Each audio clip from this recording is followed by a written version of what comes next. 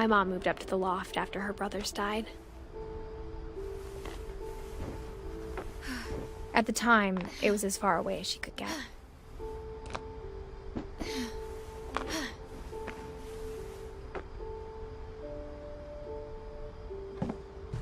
I can't imagine what it was like for her to lose 2 sons after she'd already lost. She spent a summer building houses in Calcutta, where she met my dad, Sanjay.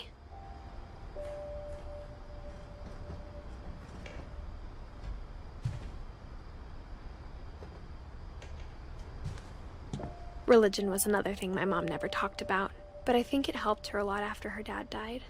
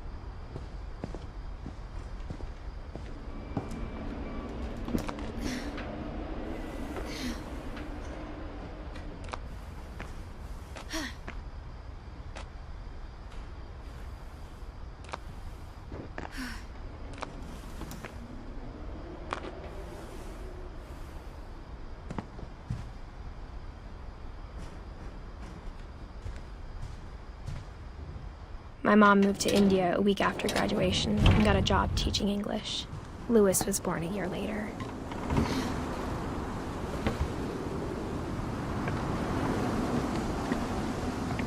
When my dad died, I don't think Mom knew where else to go. I'm sure Edie was happy to have her back. The house had to get a little bigger, but Edie was used to that. And for a while, things were good. Almost normal. But it didn't last. The beginning of the end was Milton's 10th birthday, when Edie gave him a castle.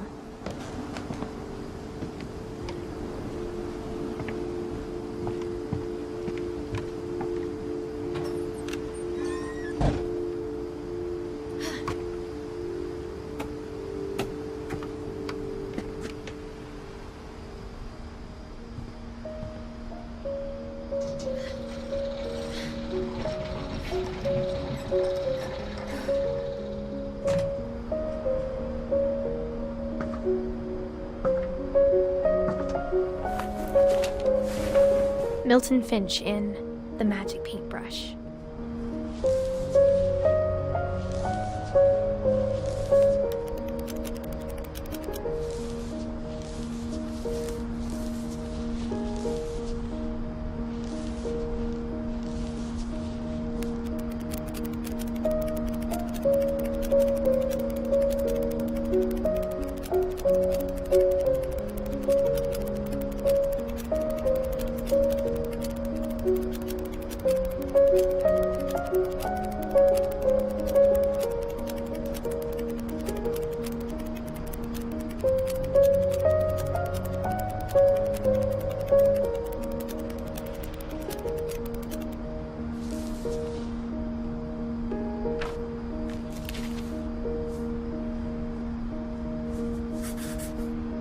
I was 4 when Milton disappeared.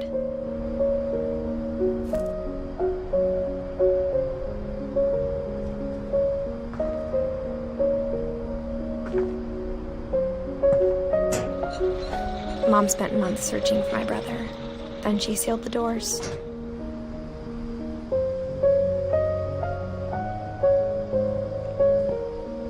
Whatever Milton had found in the house, Mom didn't want it getting out.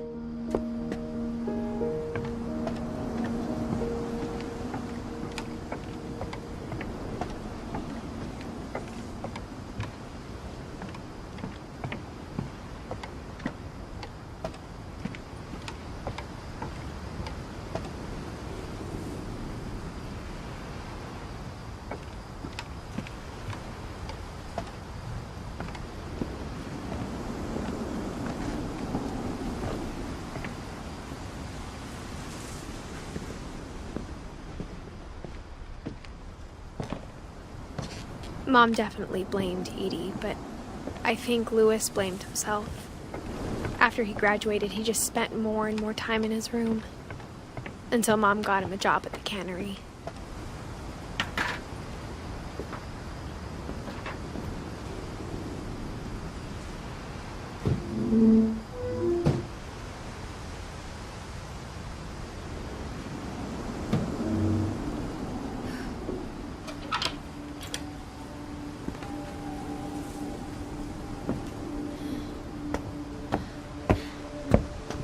Louis's room smelled very, very familiar.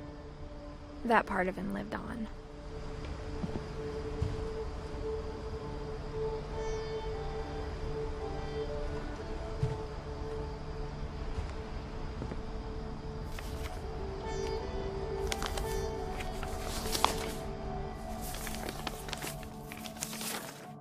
Dear Mrs. Finch, as Louis's psychiatrist, I can understand your desire for an explanation. As I see it, the trouble began in January, shortly after we convinced your son to seek treatment for substance abuse. Newly sober, I believe Louis first noticed the monotony of his daily life.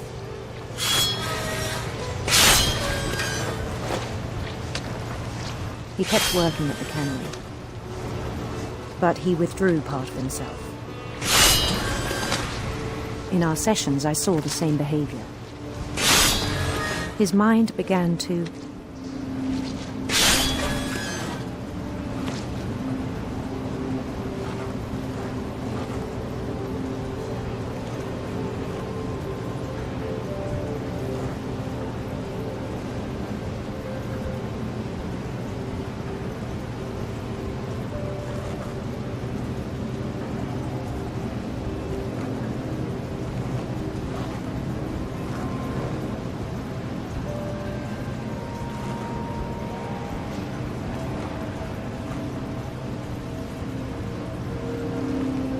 wander.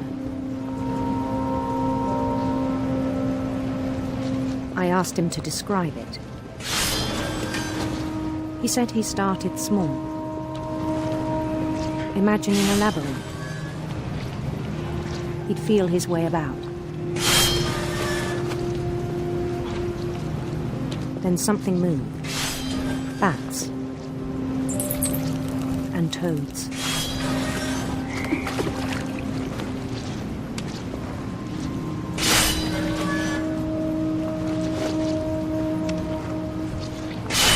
And things that have not names. He knew it was all in his head.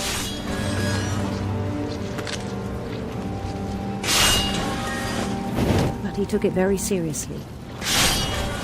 I had hoped he'd find himself.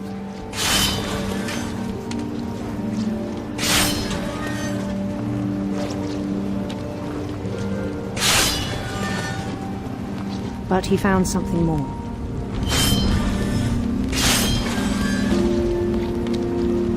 I worried about him then, daydreaming at the cannery. I spoke with his boss, but he said Louis had become a model employee. Methodical, tireless, focused. Like a whole new Louis. So I let him go on.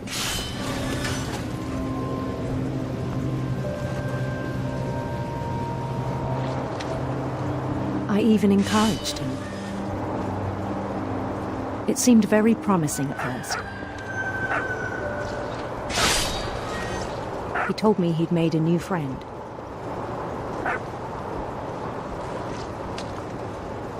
On the edge of a city he named Louis Topia. He built the city up slowly, brick by brick. Then he made musicians.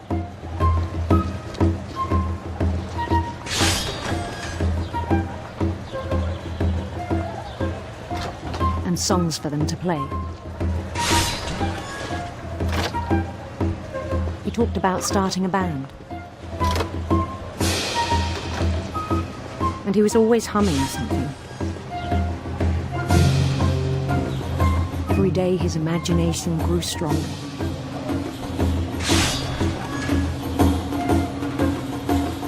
He no longer spoke at the cannery. But his chopping was as reliable as ever. Then one day it struck him that all the cheering crowds, even the stones under his feet, were all in his imagination, so he could do whatever he wished.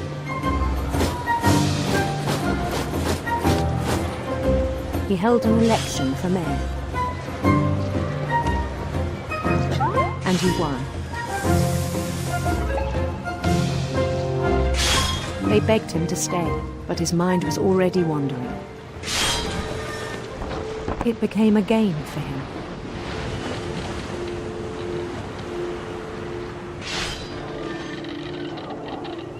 He'd conquer a city, then immediately push on. New Louisville.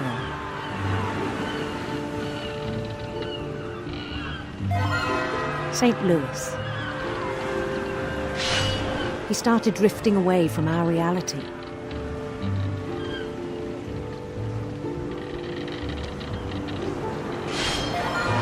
Minneapolis, until one day he forgot to go home from the cannery.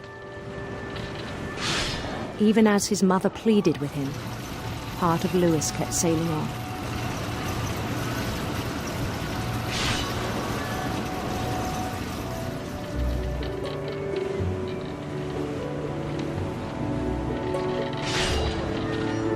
In Louisburg, he heard rumors of a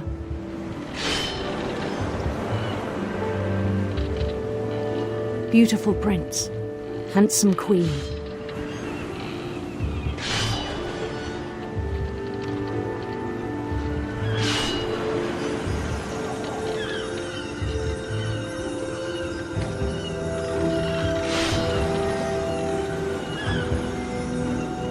The queen was on her own quest for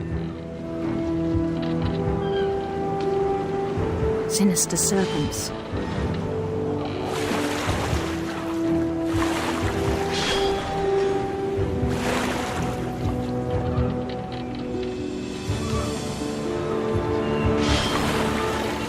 He followed the sound of her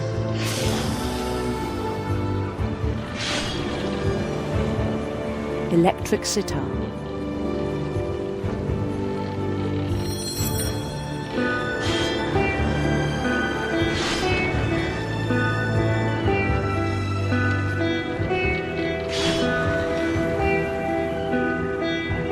His chase led him to a golden palace east of the sun and west of the moon. Even then, his logic remained sound. He knew the world was all in his imagination.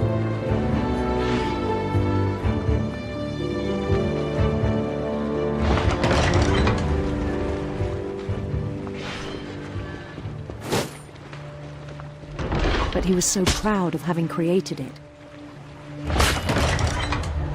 In his own eyes, he'd become something greater than a king.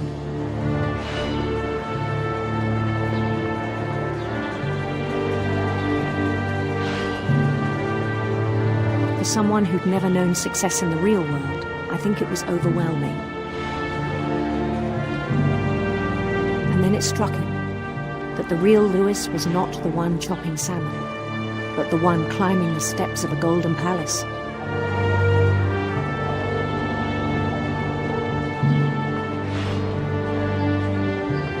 My imagination is as real as my body, he told me. It was hard to argue with him.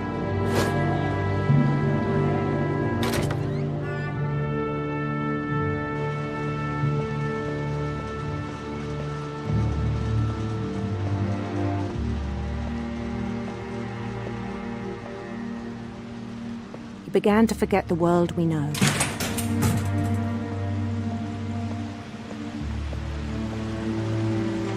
I think it pained him to remember Louis, the cannery worker.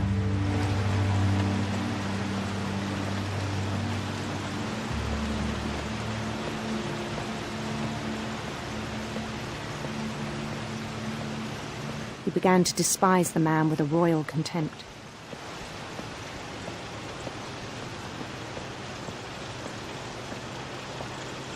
I still thought I could save him.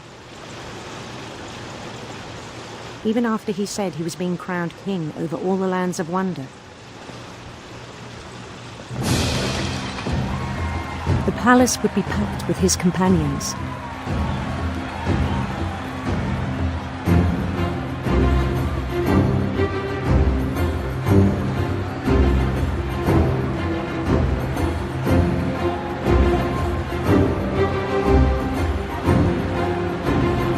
Including the wise Calico who'd insisted on advising me.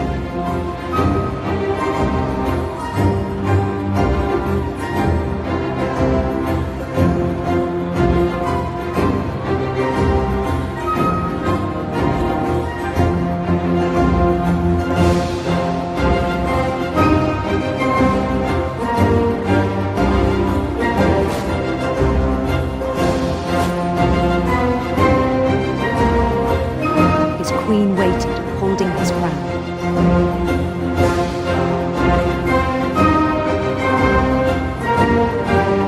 There was only one thing left to do.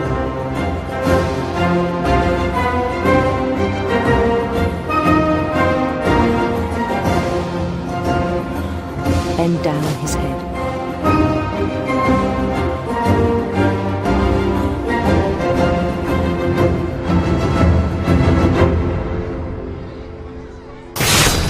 The rest I think you know. Mrs. Finch, your son was a kind man who will be missed by all of us who knew him.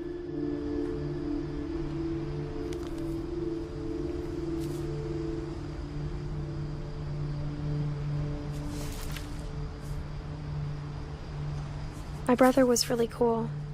I wish you could have met him.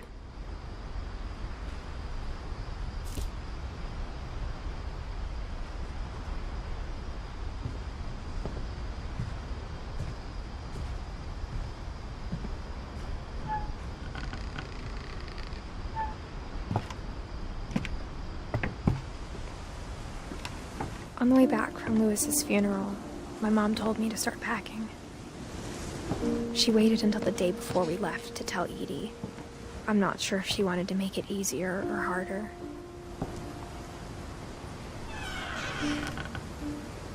I wish we'd stayed. But I understand why we left.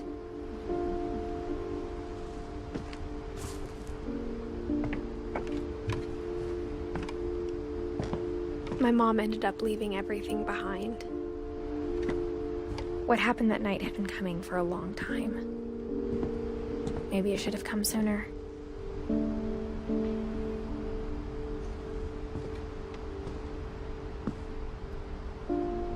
But it had to end one way or another. All that's left now is to tell you about that last night.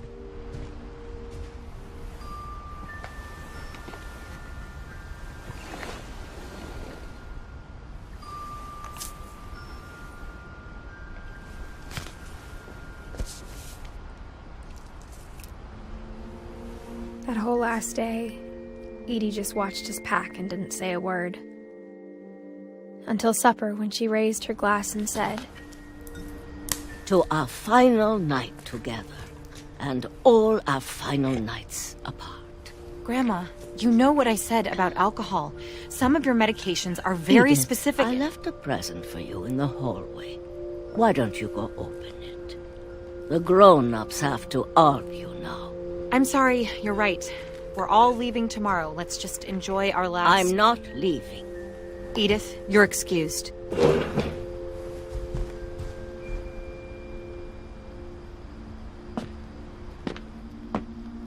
The power had been shut off that morning, but Edie always had plenty of candles.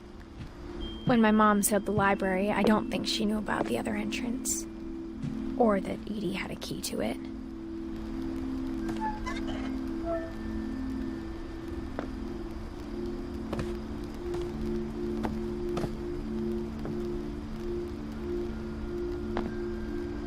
That thing you're afraid of isn't going to end when you leave the house. Edith has a right to know these stories. My children are dead because of your stories. I think it's best if Edith and I leave tonight. We'll have the nursing home send a van for you in the morning. Okay?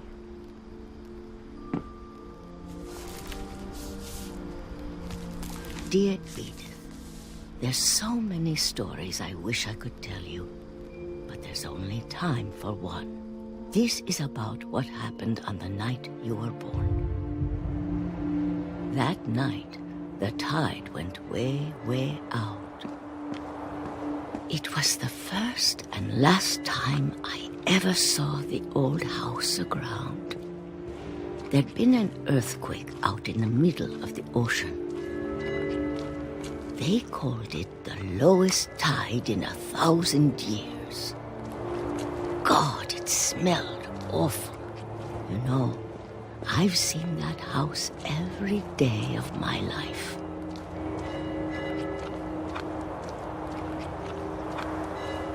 But I never thought I'd go back to it. When the fog rolled in, I lost my way.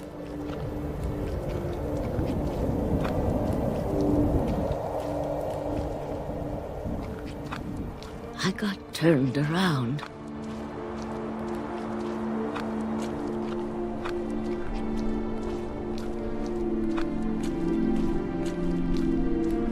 For a while, I wandered.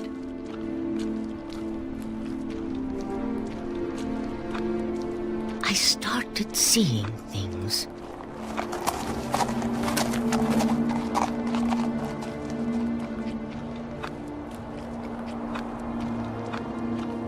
Things I'd forgotten had ever existed.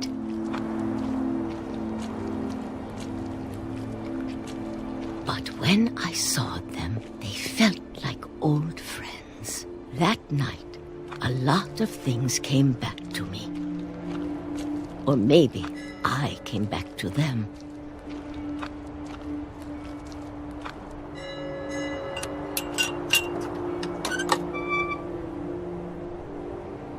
Things I can't explain, but that I need you to try and... Edith, what are you doing in here? It's mine. Edith! Mom, you're gonna rip it. Let go! I kicked and screamed, but Mom dragged me to the car. I never saw Great-Grandma Edie again. The next morning, the van came to pick her up, but she was already gone. After that, we moved around a lot.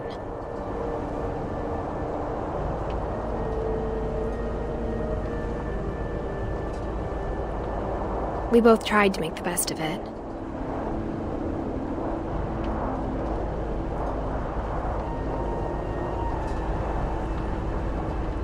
A few years went by.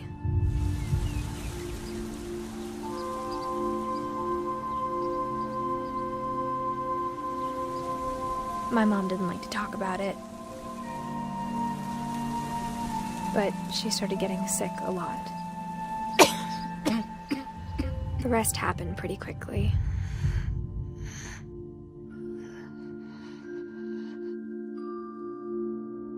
She got better for a while,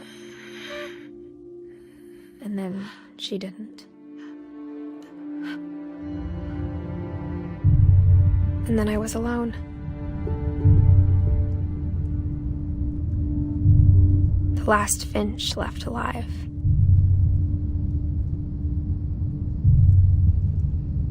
Until I found out about you. I'm still not sure what to tell you about all this. If we lived forever, maybe we'd have time to understand things. But as it is, I think the best we can do is try to open our eyes. And appreciate how strange and brief all of this is.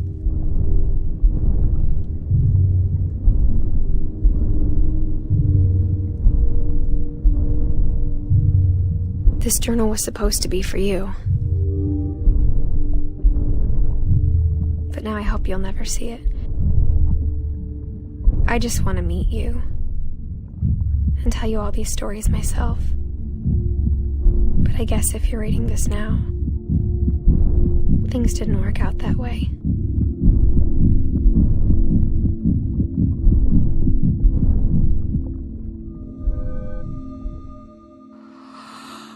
This is where your story begins. I'm sorry I won't be there to see it. It's a lot to ask, but I don't want you to be sad that I'm gone. I want you to be amazed that any of us ever had a chance to be here at all. Good luck.